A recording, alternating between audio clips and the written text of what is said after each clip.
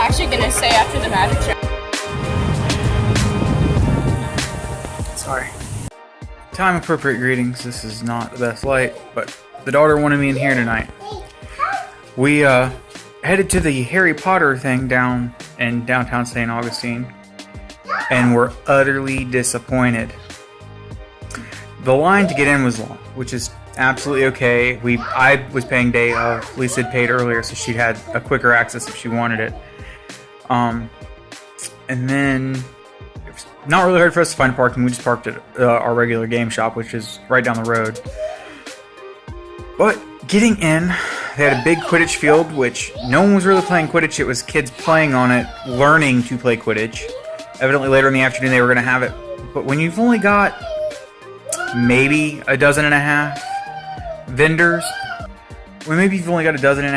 it's really hard to hold a crowd for very long. There was maybe 8 food trucks, but it was all standard fare of hot dogs, hamburgers, and not much else. One tent was selling actual butterbeer. The line for that was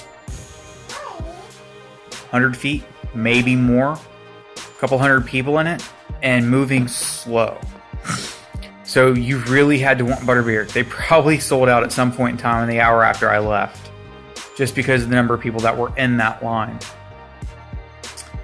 A couple of the vendors were really cool. There was a steampunk vendor, a guy who actually did metal wands, which were really pretty. I did not get one. Jeweler, a couple other small things. Nothing. The theme of it just wasn't there. They should have just called this a Quidditch event, and it would have been a lot better off, because then people wouldn't have had the notion that this was going to be themed better than it was. The Dumbledore they had with the sorting hat was a chick with a bad, mop head wig and a not even closed hat. So they were really short on talent. They were really short on some good vendors and some things that could have really made this event cool. The Hogwarts Express train, they should have not ever have attempted. It was literally a little parade train that they were rolling around on. It was ridiculous. I didn't even remember how much that was, but it was ridiculous. Lisa and I actually only stayed there about an hour.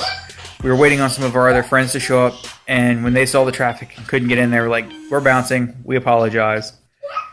And with some cloud of rain and everything else, we had some other people who didn't show up. So we actually went and hung out with the first set of friends who didn't come and hang out with us. So we went and played Pandemic instead and had a lot better time for a lot less money. But we're going to cut it short today. We're actually hunkering in here, watching some TV and playing with the kids. So we will talk with you tomorrow. Like, comment, subscribe, and continue the conversation.